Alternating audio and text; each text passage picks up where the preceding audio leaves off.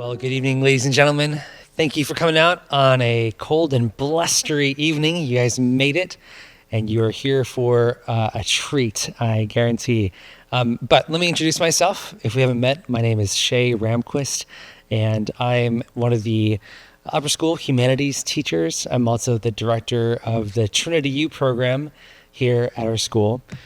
Trinity U has this goal of taking the wonderful brilliant ideas that the teachers at this school are teaching every day in their classrooms and sharing it with the parent community and our friends here in Santa Clarita.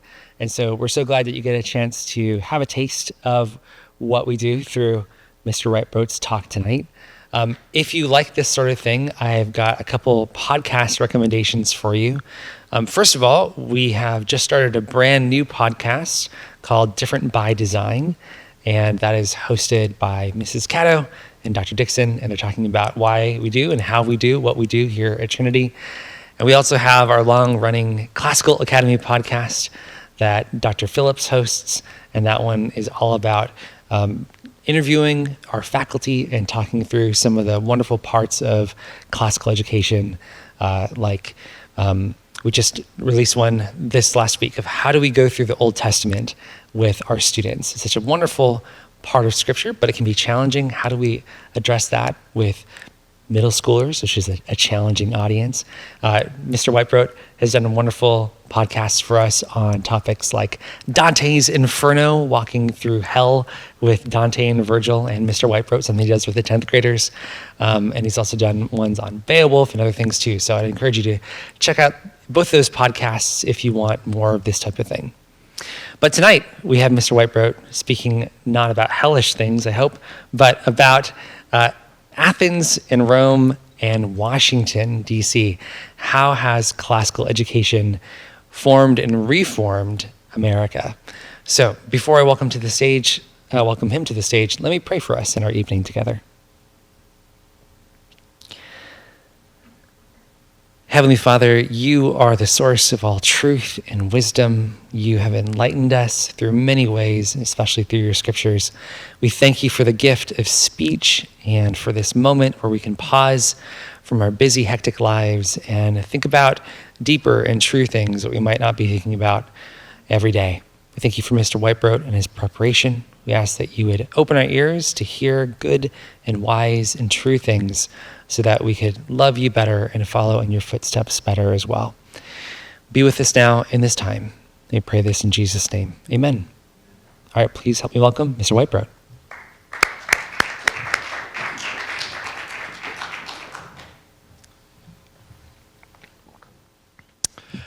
I'm reasonably sure that Gatorade Zero doesn't stain the tongue, but let me know if that's not the case. You guys will know better than I will. It's a privilege to be here at Trinity U. The last time I got to do one of these was, I think, 4 years ago. Mrs. U, I remember that you were there. It was about, it wasn't this time of year, it was maybe September, but it was just as windy, and we were outside. We were in the COVID mitigation of like 12 feet between each chair, and it was a particularly strange experience. I think there was maybe like hay from the hoedown somewhere like fluttering in the wind. So it's a delight to be inside with you guys. And I'm delighted to talk with you today, not just because of the subject matter, but I get to put on my favorite shirt and not have to grade senior thesis papers for a few hours. So I'm especially privileged to be right here talking with you. The topic for this evening is how classical education has formed and reformed America. There's going to be so much that we do not get to tonight. I promised my wife that I wouldn't talk for an hour and a half, although that would be very easy, so that's certainly my promise to you. But that's also to say there's so much that is thoughtful and interesting and wonderful that we just won't have the time to get to today. So if you're interested in how humanities education became de rigueur instead of the traditional language-focused classical education, if you want to talk about the general knowledge ideas that swept like a craze through the late 19th century, or anything else that seems germane to this topic that we didn't get to, please, I would love to sit down and chat with you more about the questions or the ideas that you have that we don't get to this evening. In the first flush of Philadelphia summer in 1787, Benjamin Franklin addressed his fellow members of the Constitutional Convention. Competing camps of Federalists and Anti-Federalists had been wrangling fruitlessly over the Constitution of America's new government, and to Franklin's great irritation, been flinging out endless classical allusions to bolster their points. Unwilling to hear what yet another toga might have to say on this particular issue, Franklin spoke up. "We indeed seem to feel our want of political wisdom, since we have been running about in search of it. We have gone back to the ancient history for models of government and examined the different forms of these republics which, having been formed with the seeds of their own dissolution, now no longer exist. But," Franklin continued, "we have not hitherto once thought of humbly applying to the Father of Lights to illuminate our understanding." He then, as historian Carl J. Richard records, proposed daily prayer to open the convention, seeking enlightenment from God rather than from the ancients. The response was an embarrassed silence and a hasty adjournment. Nobody liked Ben Franklin's idea. The resolution died a silent death, and the next day the delegates were locked in classical combat once again. It's clear that his peers found Franklin's suggestion of prayer an irrelevant distraction from the real business at hand, applying their powers of reason, honed by rigorous study of grammar, logic, and rhetoric, to their experiences of injustice at the hands of the British crown, and to the examples furnished by history of the rise and fall of Greece and Rome, those shining examples of two great civilizations characterized by their devotion to virtue and their love of liberty, of whom these English-speaking colonists felt themselves to be the true heirs. Ought America to have a strong central government to better resist the fractious forces that made the once proud Greek city-states easy pickings for aggressive, ambitious tyrants like Philip of Macedon? Or would that be to simply do the tyrants' work for them, stockpiling power in the capital for any would-be Caesar to exploit as he saw fit? What could keep America from devolving into the mob rule which afflicted once noble Athens? Public oaths and laws to enforce Christian morality, virtuous education of the citizenry? Could, as James Madison argued, a representative democracy be safe because of the balance of competing interests in a large commercial state? Or was the Roman Republic's model of a mixed government right for America, with an executive leadership, a natural aristocracy of the educated and landed, and the common people each providing the necessary checks and balances against one another? It's not exactly clear why Franklin's suggestion of prayer to God, rather than debate over classical history, was rejected. Were forms of prayer too sectarian and nobody could agree about the right terms to use? Was God already seen to be at work through the operations of the intellect and the particular providence of the education so many of these founders had received? Was he just distracting them from the heart of the matter to sneak in his own ideas later through the Trojan horse of prayer? I'm sure you've all been in one of those meetings where somebody's idea of prayer is really just to set their own agenda. Whatever may be the case, it's evident that the Constitutional Convention found in the classics the materials to work with, and in their classical education, the tools with which to build the political foundation of this new nation. The influence and legacy of a classical education in America is in many ways supremely obvious. We have cities like Cincinnati, named after the Roman hero Cincinnatus, or Atlanta, named after the Greek heroine Atalanta. Latin phrases like e pluribus unum decorate our coins, our public architecture is full of neoclassical columns, and we have a form of government whose precedents are republican Rome and the democracies of Greece. If you want to take that shining example of America, Ohio, as an example, no fewer than 35 towns are named after classical sources. But the substance and quality of that influence are far from undisputed. Ours is hardly the only time in American history where classical education has been criticized, demeaned, or just outright rejected. Classical education has been seen as a powdered wig, an empty status symbol passed down from Europe that right-seeing eyes consider ridiculous. In the 19th century, Booker T. Washington drew on this caricature to criticize rivals who were advocating for black communities to have the same classical education as privileged whites.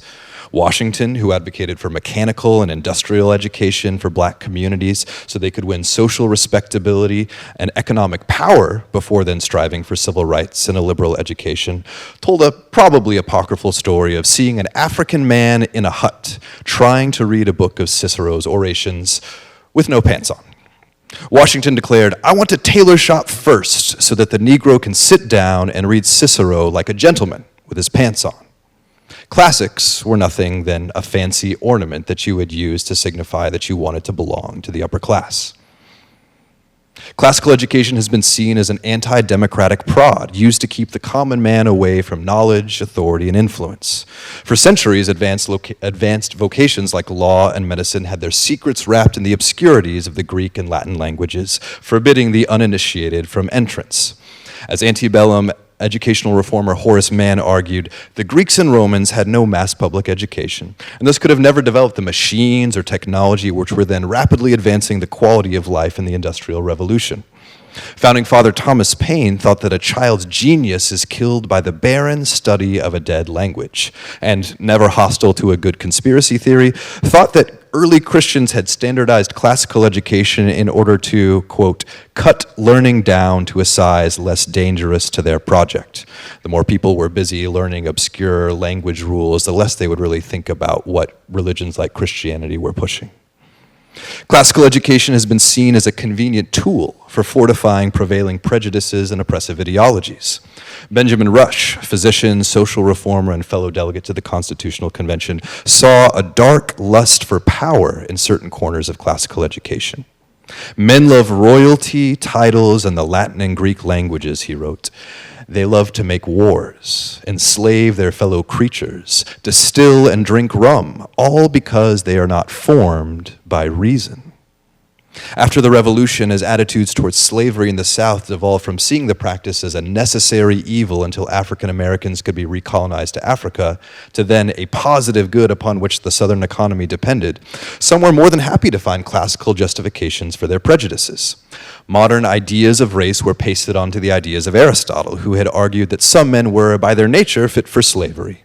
To raise them in social station beyond what nature had equipped them for would be to harm them, and of course, the prosperity of their masters. Contemporary scholar Henry Louis Gates had this view of classical education as a weapon of oppression when he warned against following the example of Alexander Crummell, a 19th century minister, abolitionist, and the first known black graduate of Cambridge University in England. Gates criticized Crummell's pursuit of classical education as succumbing to the tragic lure of white power. Each of us has, in some literal or figurative manner, boarded a ship and sailed to a metaphorical Cambridge, seeking to master the master's tools. A vain quest, which Gates says, which can only result in being dehumanized. There are dispiriting truths of history which give some credence to these judgments against classical education in America. But I trust that this evening at Trinity Classical Academy, you won't be surprised that I propose that a wider survey will reveal a tradition of classical education that has produced a host of men and women who merit our admiration, as do the ancient heroes whom they emulated. Classical education, as Carl Richard describes, was a significant cause of why revolutionary Virginia produced so many political prodigies in a single generation. The classics taught a love of liberty, an understanding of human motivation, an appreciation for the written and spoken word, a respect for order, symmetry, and harmony, and a sense of belonging to an ancient and noble tradition.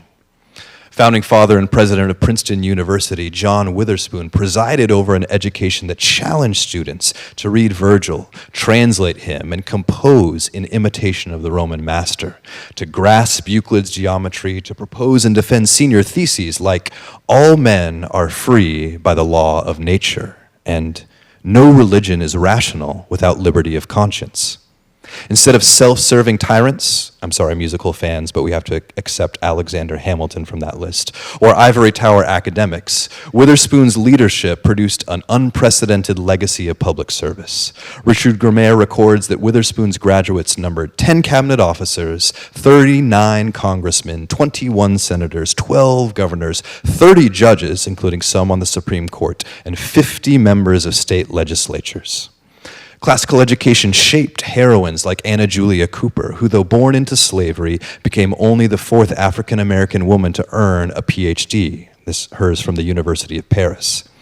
Cooper, as historian Eric Ashley Hairston contends, was armed with a classical education that privileged virtuous ambition and cautioned against luxury, greed, and injustice, which destroy the virtues and power of individuals and empires. So then, towards these hopeful horizons, we ask, what exactly was classical education in America? And how did it form such persons, such a people, such a nation as ours? The stereotype of the early American frontiersman was of buckskin and books, felling timber in the day and chopping down ignorance in his leisure time at night. When Lexington, Kentucky, for example, was first settled, one of its first actions was the purchase of the standard classical authors for its library and the planning of a seminary. Early Americans brought with them some of the highest educational expectations from the lands that they left behind. This included some variation, though not clearly enforced. Massachusetts' famous 1647 Old Deluder Satan Act required that towns, rather than local churches, ensure a literate populace who could read their Bibles and cultivate the works of reason, and thus combat the old deluder, Satan.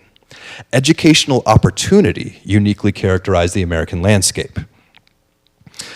Though many conquerors of the frontier and many happy New World farmers were, as Hector St. John Crevecoeur charmingly sketches, emancipated from Roman ruins and classical decay, they're all historically important, but they also belie the fact that all of these individuals made their way in a land of opportunity, an opportunity of the educational field. The farm lad whose term bills were paid in grain or pigs or cider.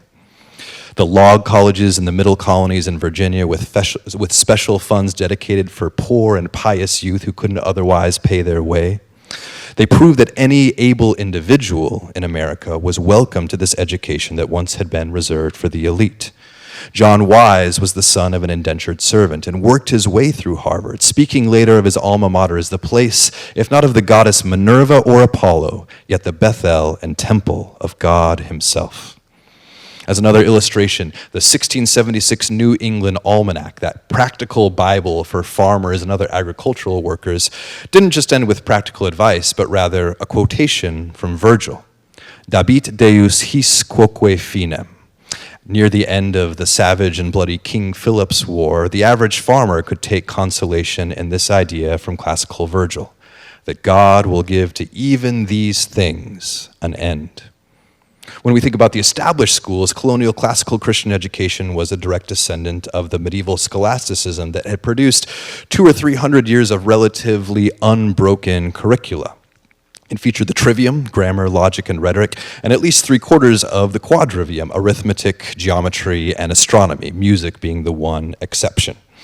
And this education system, building off of the Protestant Reformation, of which colonial America was very much downstream, didn't alter that educational heritage, which was a hallmark of Catholic medieval scholasticism, but in fact did even more to add programs designed to promote literacy, even in vernacular languages. Grammar school students in colonial America studied from 8 a.m. to 11 a.m., had a little break for lunch and play before returning to study again from 1 p.m. until dark. They began by studying Latin, certainly not English, from an established grammar text, and then working on translating dialogues and interlinear Latin-English books. As they grew in facility in their second year, they turned to real Latin, like Cicero's Orations or Virgil's Aeneid. On the first day of a new text, the pupil would translate a given passage aloud, and then he would write out his translation on the second day, and then in the third day, he would convert his own English translation back to Latin in a completely different verb tense.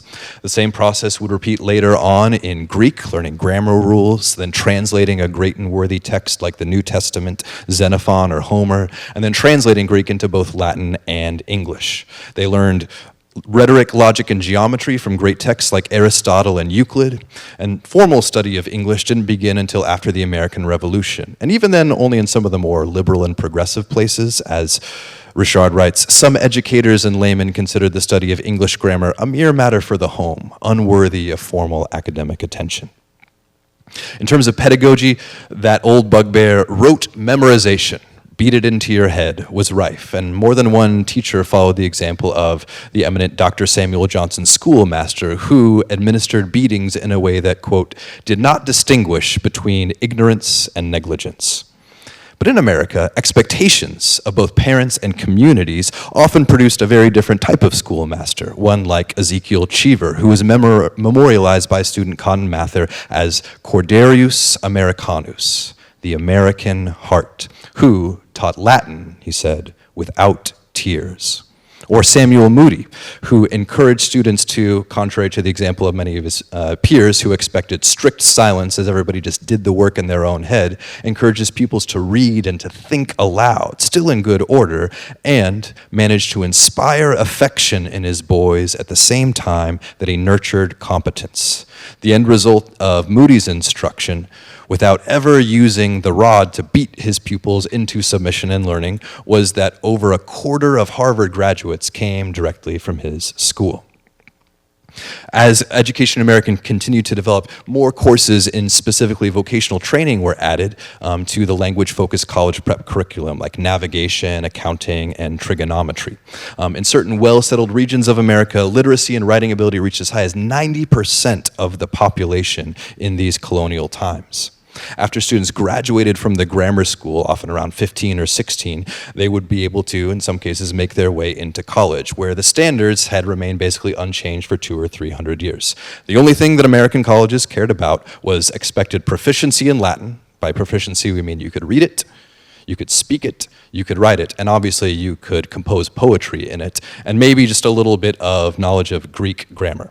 Everything else, even though it was part of their formal education, the study of geometry was more or less irrelevant. As long as a boy could demonstrate facility in Latin and some basics of Greek, he was considered to be fit for further studies in college. We have recorded the first college curriculum in 1723 from Harvard University, where freshmen had first a review of the classical authors that they studied in their grammar school, then learning New Testament Greek, logic, and rhetoric. Sophomores continued on with more advanced Greek and then adding Hebrew, and then in the third year, they encountered disputations on ethics, metaphysics, and geometry, following the Aristotelian tradition, natural philosophy, and geometry. And then in their senior year, they got more natural philosophy, or what we would now call physics, debates in Latin, and a baccalaureate thesis. Occasionally, other subjects like astronomy, botany, politics, or theological catechesis were found, and leisure time was occupied, of course, by more reading. Sometimes Florilegia, those anthologies of wonderful quotations culled from the minds of geniuses and other masters, the opportunity to dabble in a little bit of modern literature, and to cultivate one's own commonplace book.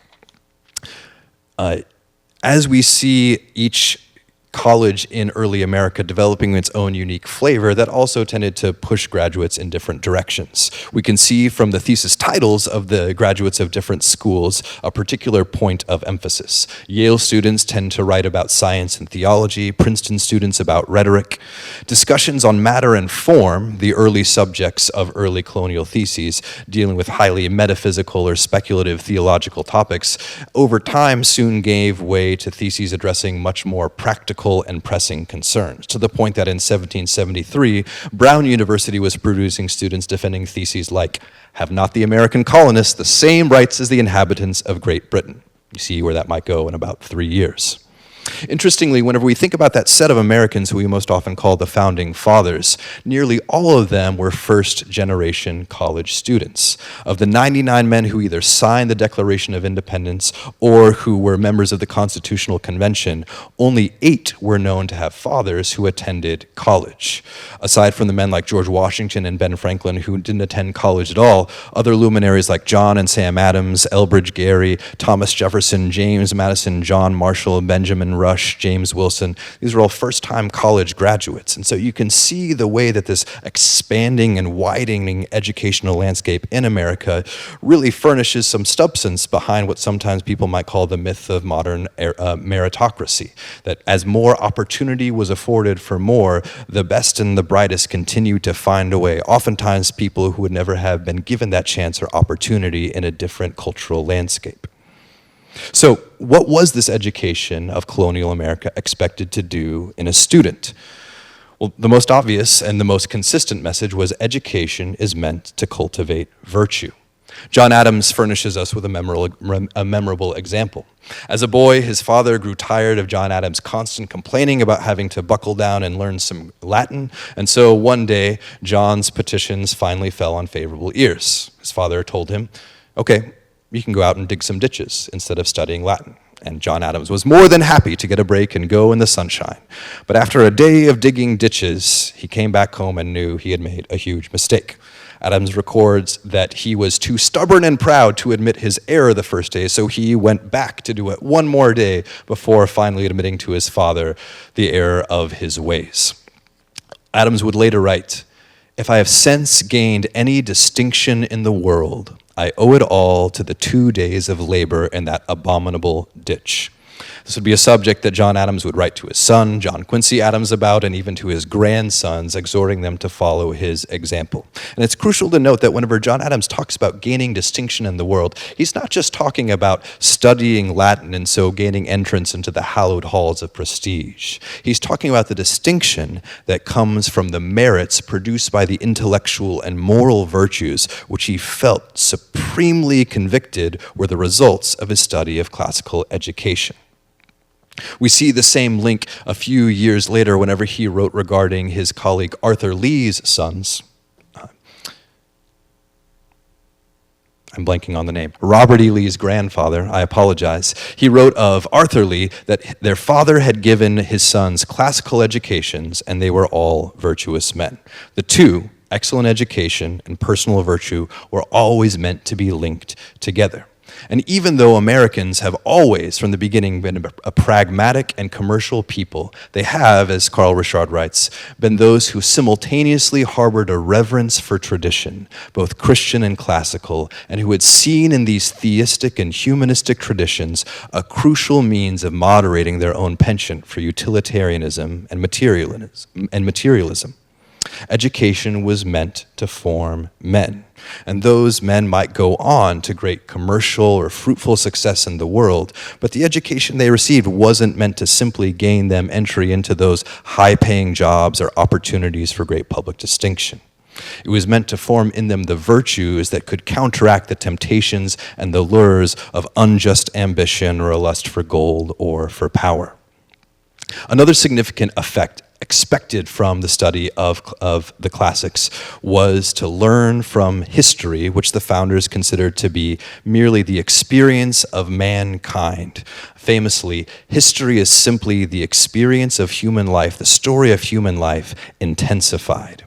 And so, whenever children were given the examples of history framed properly, they would see virtue as virtue and vice as vice. The attractiveness of virtue drawing them towards that path, and the grossness of vice repelling them away from that path, so that they could, from that human experience, form themselves and walk down the appropriate path themselves. We see another instance of this expectation of education instilling virtue, right, which was expected and required for respectable members of society, in another very different instance, that of Phyllis Wheatley. Wheatley arrived in Boston from Africa in 1761 and was bought as a household slave by a well-to-do Boston family, who quickly recognizing Phyllis Wheatley's aptitude and intelligence gave her something that was almost unheard of: a real education. She learned English grammar, Latin as well as Greek, the Bible, and skills of rhetoric. And by 1722, Phyllis Wheatley had completed 28 poems. And this time, in order to publish a book, you needed to first find subscribers, people who would be willing to pay in advance so that you could go to the printing press and have your materials published in the first place. But perhaps not surprisingly, Phyllis Wheatley found no subscribers. As Henry Louis Gates noted, the necessary number of subscribers could not be found because not enough Bostonians believed that an African slave possessed the requisite degree of reason and wit to write a poem herself. But fortunately, Wheatley had advocates and champions who ended up convening something of a tribunal. 18 of the most eminent men in Massachusetts, including John Hancock and the governor, Thomas Hutchinson, gathered together to examine Phyllis Wheatley to determine first if she could actually have produced these poems of her own, if this wasn't just some bizarre publicity stunt that someone else had drummed up. And by the end, after questioning, they certified that she was the author and signed an attestation ending in the conclusion that she has been examined by some of the best judges and is thought qualified to write. The certification wasn't simply a mark of authenticity, but rather an affirmation that through the education Wheatley had received, hers was a voice that deserved to be heard by wider society. A mark of distinction that only the demonstration of virtue through education could guarantee. About a dozen years later, Thomas Clarkson, who founded the London Society for the Abolition of the Slave Trade, commented on the Wheatley example, writing that if the minds of the Africans were unbroken by slavery, if they had the same expectations in life as other people, and the same opportunities of improvement, they would be equal in all the various branches of science to the Europeans. The opportunity to receive a classical education taken up by the right hands then became a powerful weapon wielded not just by Wheatley, but by others, of an idea of humanity that transcended cultural notions and prejudices of race. And we see this time and time again in the example of classical education and of the classics. Far from merely reinscribing cultural norms, person after person, people after people, found in classical education, found in the classics, an opportunity to break beyond the conventions of their own time and to see something more enduringly true that could correct the particular foibles and prejudices of their day.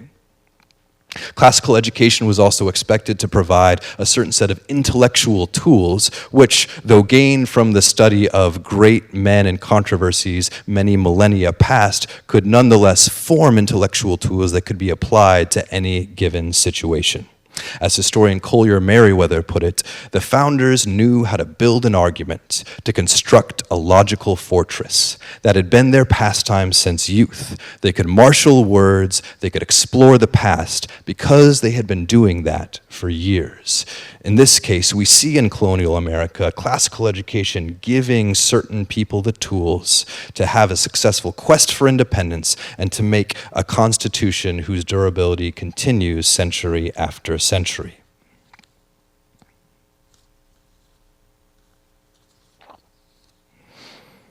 One of the most important, actually, let me skip that and I'll get back to it in a little bit. Another purpose of classical education was to provide a set of symbols and common language which could then furnish conversation and controversy amongst the public. Sometimes those symbols and types seem to be the sort of empty window dressing we heard criticized by Booker T. Washington earlier. Apparently without any hint of irony or self-awareness. For instance, Henry Laurens named his slaves Valerius, Claudius, and Tully, a nickname for Cicero. But other symbols were much more studied and purposeful in their use. George Wyeth, when appointed the head of the Virginia High Court of the Chancery, chose for the seal a depiction of Herodotus's famous story of a Persian judge who was corrupt and when his crimes were found out, was flayed alive and his skin used to upholster the chair that the next judge would sit in, as a perpetual reminder of the cost of giving in to avarice and vice, and a warning to what would happen to the next unjust judge. Caesar, who as recently as 10 years ago, our students would point to as ubiquitous in Latin education, especially his account of the Gallic Wars, was, and you're probably not surprised by this, that colonial America fighting a revolution wasn't really interested in letting the voice of Caesar speak to their youths, was conspicuously absent except to serve as an anti-model. And this example of Caesar imprinted itself on the imagination of many of the founders. Whenever Aaron Burr shot Alexander Hamilton dead in a duel, John Adams wrote the opinion that was shared by many, that in the death of Alexander Hamilton, a tyrant was killed before he had the chance to blossom to the worst version of himself. Adams wrote that when Burr shot Hamilton, it was not Brutus killing Caesar in the Senate House, but it was killing him before he could pass the Rubicon. Classical figures like Cato of Utica, who chose suicide rather than life under the subjugation of Caesar, fighting a desperate last-gasp battle with the Republican forces of Rome, served as an inspiration for many of these great patriots. The English playwright Joseph Addison wrote a best-selling hit play called Cato about his life that furnished some of the most famous quotes in the American Revolution. George Washington, who never owned the play, nonetheless memorized certain lines that he would deploy in speeches to colleagues and even to his troops, which is particularly unique because Washington almost never quoted any classical authors, but quoted from the life of Cato. Patrick Henry's famous declaration, "Give me liberty or give me death," was just riffing on another quote from Addison's Cato. "It is not now time to talk of aught but chains or conquest, liberty or death." Or even Nathan Hale's famous declaration that "I regret that I have but one life to give for my country" was cribbed from Addison's Cato, which wrote, "What a pity is it that we can die but once for our country." Even the aesthetics of that time, such as the neoclassical architectural style that Thomas Jefferson was such a devoted proselytizer for, had its purposes. For Jefferson, the neoclassical style, taking these traditional Grecian forms and infusing them with modern design and engineering techniques, aimed to confer legitimacy on America. This wasn't some upstart young nation. This drew its heritage from this great paragon of Rome. And it served as even a contrasting sort of rebuke to the more lavish and ornate Georgian architecture of England or the Rococo styles of France. America was a land not fond of luxury, but rather of a stately kind of subdued grace. A century later, Talbot Hamlin would write of this style that the Greek forms were not divine revelations to be copied unthinkingly, but rather were a new alphabet of grace, restraint, and beauty with which a new and vital language could be formed. As we see, the idea that a classical education would ennoble its students was prominent, but they were also a point of correction and rebuke for those who would act basely. After a massacre of Indians in Pennsylvania in 1764 by white townsfolk, Benjamin Franklin wrote a journal article invoking the example of Homer to warn against those who would be, as he wrote, inhospitable. Homer frequently speaks of what he calls not only the duties, but the sacred rights of hospitality exercised towards strangers while in our house, or, as in this case, territory, as including, besides all the common circumstances of entertainment, full safety and protection of person from all dangers of life, from all injuries, and even insults. If Americans were going to take for themselves this land, then they must exercise hospitality towards others who might bear it. And, as Franklin wrote, the gods took vengeance on the inhospitable. One supreme lesson that we see colonial America learning from their classical education was that history had a purpose. In this case, what we should learn from the experience of humankind recorded in the classics was that tyranny always lurked and always needed to be prevented. This study led to what is an obvious paradox of America. How could you have a revolution founded by tradition? I found this particularly illuminating for me. I don't know if you've ever heard the Declaration of Independence and raised an eyebrow as the founders write that George III has visited upon Americans a chain of abuses scarce paralleled in civilized history. And while he might have been an unjust monarch, George III was no Caligula. George III was no Nero. And especially in Christian circles, right, thinking about the warning of Romans about how God has invested civil authorities with divine power, how could taxes on teas and stamps furnish justification for a revolution of these authorities? But for the founders, the lesson that they gained from classical history was that tyranny came at the cost not just of liberty, but of the virtue that liberty exists to afford, both exercised in public and in private. The central lesson of the classics was that every illegitimate power, however small, always ended in slavery. And so, to resist that end, any creeping of tyranny was to be resisted to the utmost.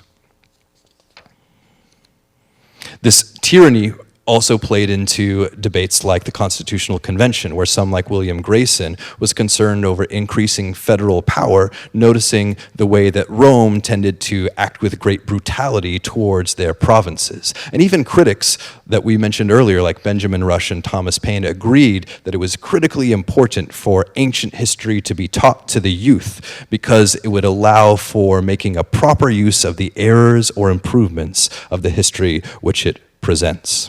We also see another great instance of devotion to the classics, not just resulting in slavish imitation, but rather a wise and discerning choice of which precedents to apply. Even though American lawyers and judges found in their immediate education formation from the English common law, it wasn't long before they realized that a nation with a state church governed by a monarchy, ethnically homogenous, was probably not going to be a very suitable guide for the legal disputes that they were going to face between states, between competing demands of different denominations and religions, and answering to a constitutional republic rather than the will of a king. So instead of simply choosing the most recent form, many American lawyers and legal schools began to turn back to Roman civil law rather than the more obvious precedent of English common law, because they recognized what was going to be most relevant and applicable to their situation rather than simply slavishly imitating the last great thing. We even see this bearing fruit further downstream as careful attention to the precedents of history allowed for ideas to begin to germinate in America that would break many of those prejudices which restrain the full development of liberty. About a century later, after the Constitutional Convention, Southerner John C. Calhoun, noted advocate of slavery, wrote regarding the Jeffersonian principle enshrined in founding documents that all men were created equal, that we now begin to experience the danger of admitting so great an error to have a place in the Declaration of Independence. For a long time it lay dormant, but in the process of time it began to germinate and produce its poisonous fruits. What for Calhoun were poisonous fruits were simply the seeds of liberty growing in abolition and emancipation movements that followed as a logical consequence from some of these ideas from America's founding itself. We can also see tensions between some different competing camps in that classical tradition, between what was uniquely Christian and what was uniquely classical. Some, like Benjamin Rush and John Wilson, feared the malign influence of children trained too early on dubious pagan classics. In 1789, Benjamin Rush wrote, "The study of some of the Latin and Greek classics is unfavorable to morals and religions.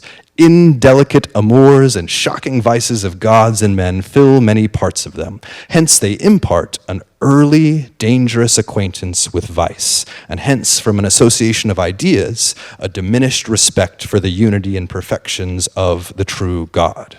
Why expose our children to these ideas of what Zeus does, when of all it's going to do is it's going to skew their understanding and of appreciation of even the one true God whenever he's revealed in later study?" About 2 decades earlier, John Wilson had resigned as the Latin master of the Friends School in Philadelphia, in part on moral grounds. He no longer thought that the Latin classics on which young people were trained were truly fit for their use, writing, "Is it not surprising, is it not monstrous that Christian children, intended to believe and relish the truths of the gospel, should have their early and most retentive years imbued with the shocking legends and abominable romances of the worst of the heathens, and should be obliged to be pimps of the detestable lusts of Jupiter and Mars, attend the thefts and villainy of Mercury, while the actions and sufferings of the great and worthy propagators of our holy religion are totally hid from their eyes." These are harsh words and ones worth well considering from a classical Christian context. But it's also worth observing that much of these charges had to do with pedagogical sequence and method, and not towards the classics themselves necessarily, nor even instruction in classical languages, rather devotion to primary instruction in Latin, which then meant exposure to some of these materials earlier on. Though it's also worth taking with a grain of salt that it wasn't until still about another century later, the Victorian era, that people first got the idea that they should expurgate some of these texts from the naughtier bits so they were safer for public consumption. The idea that you would alter the classics simply wasn't a live thought in the minds of even Americans at this time. And like Rush and Payne, many of the targets of these educational proposals weren't the classics themselves, but rather the requirement of the classical languages through which they were experienced. Others ended up having the exact opposite view, thinking that early exposure to pagan philosophy and classics would actually help breed an appreciation for the greater and surpassing truths of the Christian religion. Comparing the Stoic teachings of Pythagoras to the golden rule taught by Jesus, John Adams wrote, "How dark, mean, and meager are these golden verses, however celebrated, in comparison with the Sermon on the Mount and the Psalm of David or the Decalogue, the 10 Commandments." In the end, the common theme was, as Eric Hairston writes, that classical writers were widely seen as suitable guides to living a good life and potentially an emancipated life.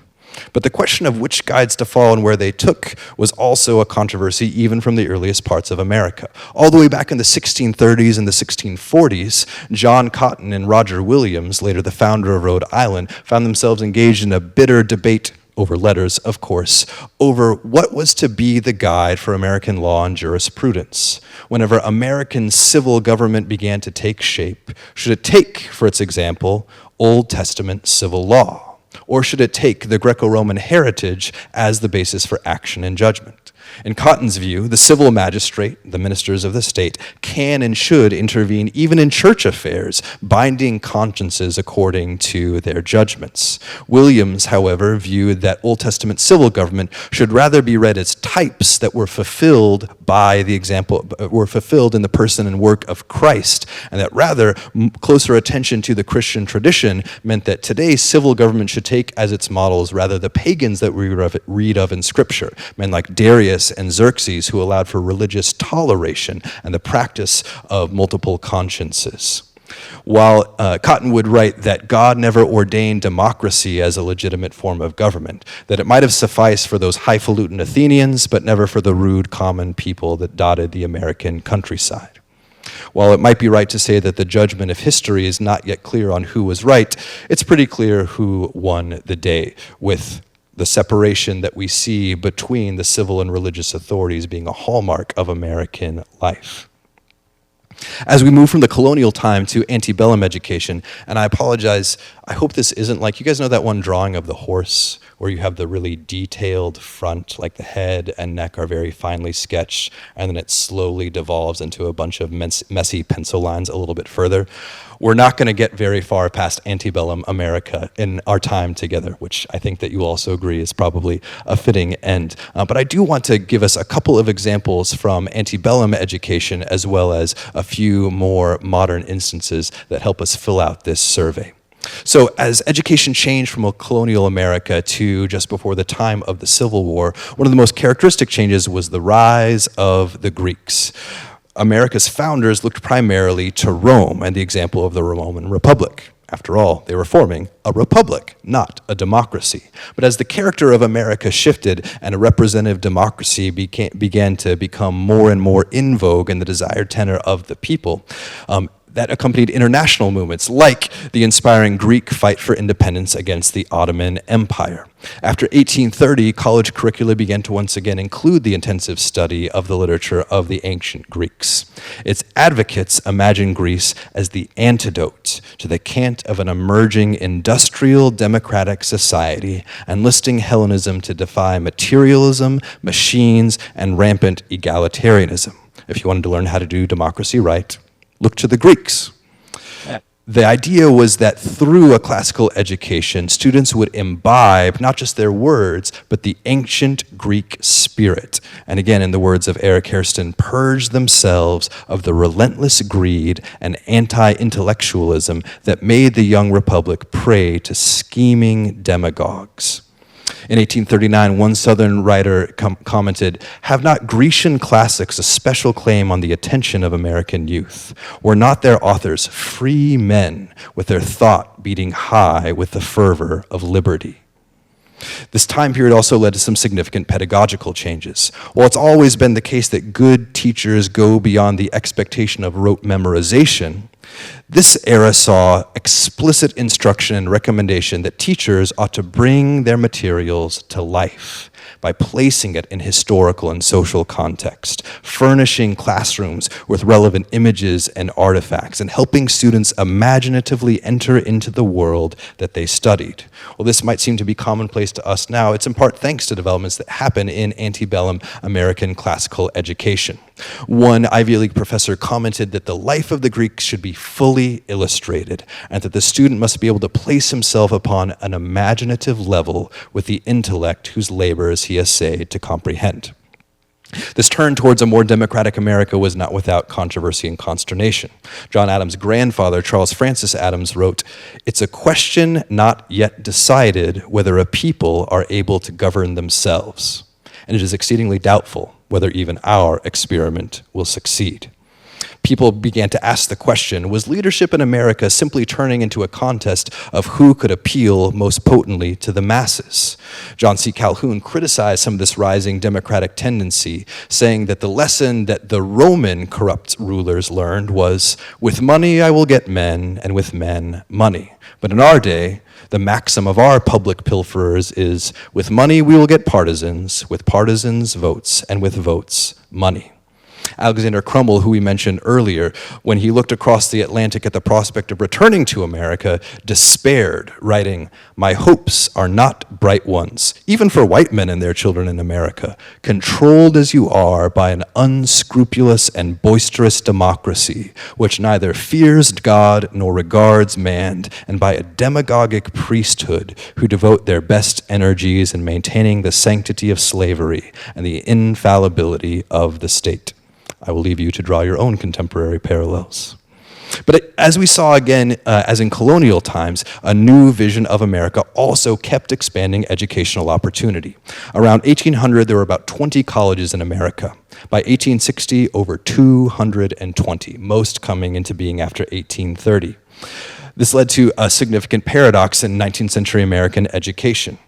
Democratic education had to raise the understanding, refinement, and ambition of citizens, uphold civic virtues of democracy, and remain useful to common men without fragmenting the nation along class lines. A useful education had to furnish a common vocabulary and set of symbols that could both be a sign of education and a tool of conversation amongst everyone, without again dividing citizens by class or reinscribing the old regime they had grown beyond. We see examples of this in 1831, as the democratization of the classics didn't mean continued concentration of knowledge and power in the hands of the few, nor did it mean kicking the classics out the door. Harper's publishers produced a classical library, 36 translations of Greek and Roman classics, that was hailed by a newspaper called The Working Man's Advocate as one means of breaking down the monopoly of knowledge, which has so long enabled the few to rule and oppress the many. The new American middle class was eager to require not just the refinement, but also the stuff of classical knowledge. And in fact, even though we see renewed calls in the 19th century that education should be more practical, that we should teach the kids things that will be useful for jobs, the accessibility of the classics to the middle class, in fact, did more than any other argument to overturn utilitarian proposals. Whenever people finally had the riches of the classical world in their grasp, they didn't want to do away with it. They wanted part of it. We also see this happening not just in the classroom or in formal schooling, but as a culture-wide phenomenon, whether it be in school or learned societies, theological seminaries, lyceums, or colleges organized by common interest. You see an increasing democratization of learning in antebellum America. And it's obvious that in a rising democratic society, that a classical education with its emphasis on style and rhetoric and training and oratory and controversies was still prized both ideally and pragmatically. In 1834, Daniel Drake delivered an address at Miami University in Ohio, arguing that the literature of a free people ought to be declamatory. Should it not exhort and animate? If cold, literal, and passionless, how could it act as the handmaid for its improvement? Whenever the literature of a new country loses its metaphorical and declamatory character, the institutions that depend on public sentiment will languish and decline. If the people were then the agent of change in America, the people needed access to lively words and true stories that would guide them along the right path. And the way to produce these was found often in classical study, finding in it not just slavish imitation of old Greek and Roman forms, but a flexibility and fluidity in style that could adapt itself to the given situation. This expansion of education also crossed lines of gender and race, as we see academies and colleges for women beginning to appear throughout America, teaching Latin, schools in northern cities offering a classical education to young, free African Americans, and missionaries to Native Americans taught Latin as well as English in their schools, hoping that through that exposure, some of their graduates might be able to go on to college. This idea of the perennial attraction of the classics might be best exemplified by a letter that young Harriet Ory Rutledge wrote to her mom in 1841. I'll quote, "Dear Mama, I am reading the Roman history. I followed Greece to where it became a Roman province. Auntie H says I'm fonder of those grim old warriors than of my pretty smiling doll. She says it's because I don't have to make them clothes, but it's not. It's because it has life and spirit in it." That idea that what makes the classics again is not just prejudice or convention, but something beating and vivid with life and spirit that once people have the ability to access can then transform them, seen time and time again in this history. We see kind of a perverse example of this again in the case of John Calhoun, who famously declared, "If I can find a Negro who knew the Greek syntax, then and only then could I be brought to believe that the Negro was a human being and should be treated as a man." Knowledge of the classics was a passport to being considered fully human. And many took Calhoun up on this challenge. In 1770, Alexander Crummell set up the Negro School at Philadelphia. A few years later, the Manumission Society established the African Free School. In 1820, Baltimore established the Watkins Academy for Youth, enrolling 45 to 50 pupils a year. And we see other examples, such as the Canal Street High School in New York City and the Institute for Colored Youth in Philadelphia, which offered a classical course where students would read Virgil and Horace and Cicero and Sophocles and Xenophon, learning Latin as well as these classics. And by the 1860s, the school averaged 100 students and 6 teachers, all African American. A survey of newspapers at the time revealed the plethora of individual tutors who offered their services to private individuals, as we see more and more access to these classics being taken up. But it's not surprise, whether on specifically racial or gendered lines or simply along class lines, that some Americans resisted this democratization. Some did so out of a fear informed by their experience or the wisdom of the ancients that mob rule, the tyranny of the majority, would ensue, trampling on laws and moral norms. Others feared it out of class prejudice and a fear of losing cultural power. It's a little bit easier for us now to make these judgments about motivations in hindsight, picking out which views now are approved by us and accepted by us, and which are to be dismissed as prejudices of their time. But what this classical tradition enables us to do is people can just lob out opinions. You had to do the work. You had to appeal to the right precedent of classical literature. You had to interpret those authorities and then apply them to contemporary times so that now we can see through that process of reasoning what judgments about humanity were merely contemporary ideas about class and race versus the ones that dealt with enduring human nature. And when we do so, it's hard not to be a little provoked at how the former led to expansions of classical education being choked out by unjust prejudices. The city of New Haven in Connecticut rejected the establishment of a manual labor college for African Americans that would offer a thorough classical education. After many years of struggling through its founding, Noyes Academy finally found a physical home in Canaan, New Hampshire, where both white and black students could receive an education. And so, of course, the local townspeople celebrated the 4th of July in 1835 by teaming together 90 yoke of oxen and literally dragging the buildings of the school into the neighboring swamp, destroying the opportunity for education to poor white and black students. After the Civil War, these disruptions often happened along official lines or as the result of the educational controversy embarked on by figures like Booker T. Washington and W.E.B. Du Bois.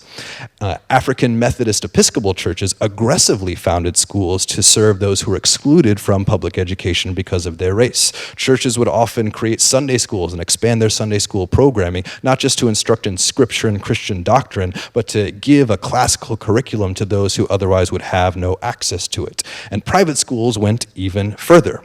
As an example, Baltimore citizenry contained enough educated blacks and rare accommodating whites that were able to support a number of private schools that didn't just offer instruction in the typical basics, but also natural philosophy, Latin, and the classics.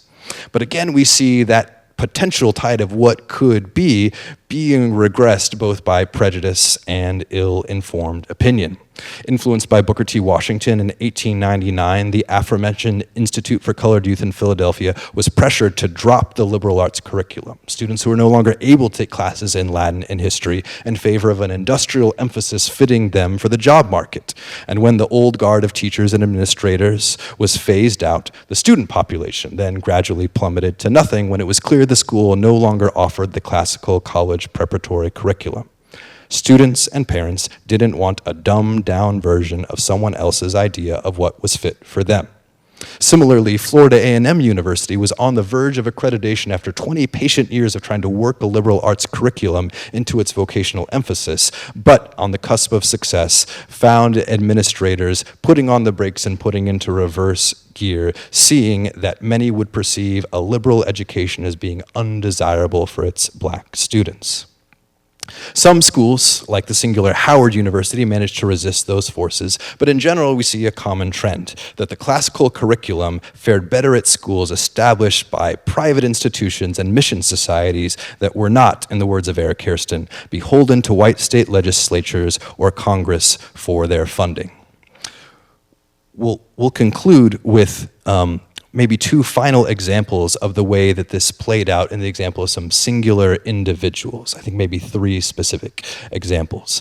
The classical notion of paideia, the cultural transmissions and practices which form a people, is in clear evidence after emancipation, as African Americans in the wake of slavery and ongoing racial prejudice self-consciously strove to discern which models and by what means they might form themselves as a free people. Sometimes this looked like superhuman heroic individuals like James McCune Smith, who was the first professionally trained African American physician.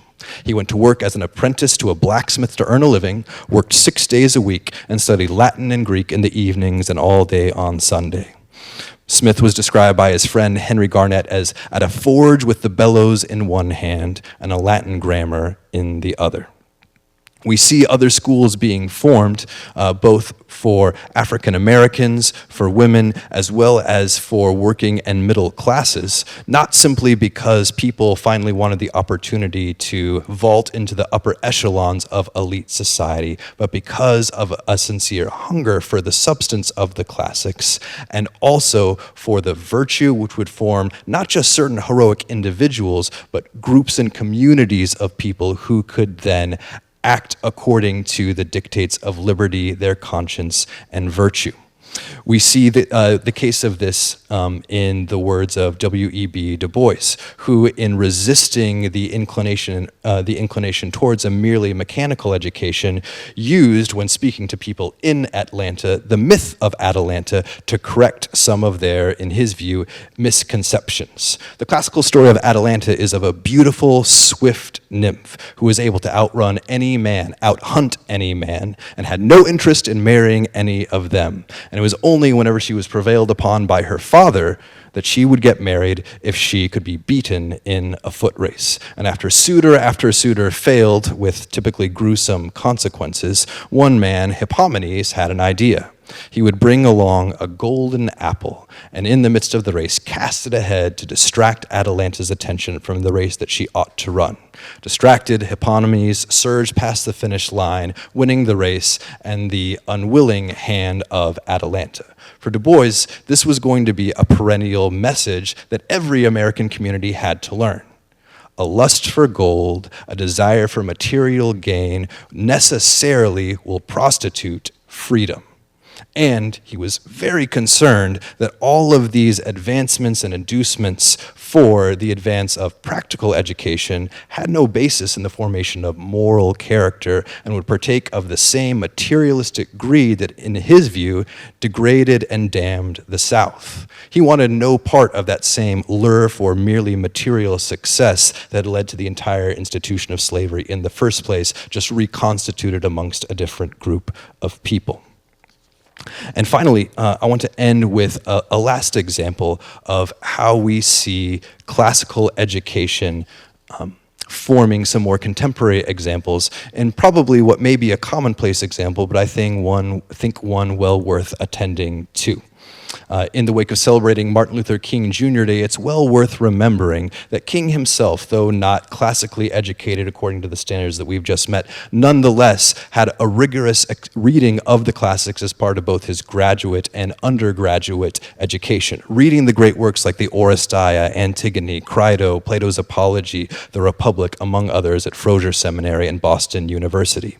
And in his famous letter from Birmingham jail, King very self-consciously occupied the role of Socrates, who described himself as a gadfly, that annoying, stinging insect who wouldn't leave the comfortable, fat, self-satisfied great beast of the state alone while there was still injustice to be corrected. And in fact, it was from a friend, Bayard Rustin, that he was persuaded of the specific, not just demands of nonviolent resistance, but all that that entailed in his life, doing away with the armed guards which were once posted outside of his house, doing away with the armory of guns and other weapons that he kept in order to live a life that was consistent with the ideals that he was reading and increasingly believing to be true.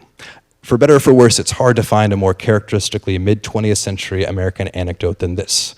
Whenever Playboy magazine interviewed Martin Luther King Jr. in 1965 and asked which book he would bring on a desert island, he said, aside from the Bible, Plato's Republic.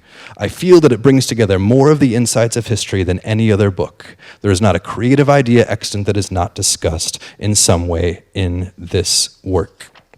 That idea that we could, from the prejudices and exigencies of our own time, see in the classics something that breaks beyond, and through discernment find something to forge a better path ahead is time and again the record that we see of classical education in America. What does classical education consist of, and who is it for? We'll end with these thoughts. Some might think that classical education consists of Latin and the great texts one accesses through it. Does it consist of all the classical languages, or the ones that include the Bible, Greek and Hebrew? Or does it just mean any rigorous grammatical study of the best of our own language? Does it mean a fixed canon, or developing, maturing canon of great texts from all of human civilization? Does it mean the dogged exclusion of contemporary vocationally oriented subjects like navigation in the 18th century, agriculture in the 19th, or coding in the 21st? Is it the inclusion of those things as useful electives added to a strong liberal arts foundation? I hope that it's not too trite to notice simply that we have precedents for all of those answers in American classical education, but also that the answers that we can most clearly see as wrong are those that let sight of what is today obscure sight of what has been, what will be, and what endures. Who is classical education for? Elitism and exclusion are part of the historical story, but we can also see in every American era that those who would restrict classical education and who could partake in it did so on the basis of denying what is human, either what is true of humanity or the full share of a specific type of person in that humanity. Some, like Anna Julia Cooper, cautioned against forcing everyone into the same educational mold. She wrote, "The power of appreciation is the measure of an individual's aptitude, and if a boy hates Greek and Latin and spends all his time whittling out steamboats, it is rather foolish to try to force him into the classics." But that said, it's often been classical education that casts a vision of human flourishing and ultimate ends that every man and woman can share in. As Du Bois beautifully praised, and we'll end with this, in a vision of the future Atlanta University. In a half dozen classrooms, they gather then, here to follow the love song of Dido, here to listen to the tale of Troy divine, there to wander among the stars, there to wander among men and nations, and elsewhere other well-worn ways of knowing this queer world. Nothing new, no time-saving devices, simply old-time glorified methods of delving for the truth and searching out the hidden beauties of life and learning the good of living. The true college will ever have one goal, not to earn meat, but to know the end and aim of that life which meat nourishes. Thank you.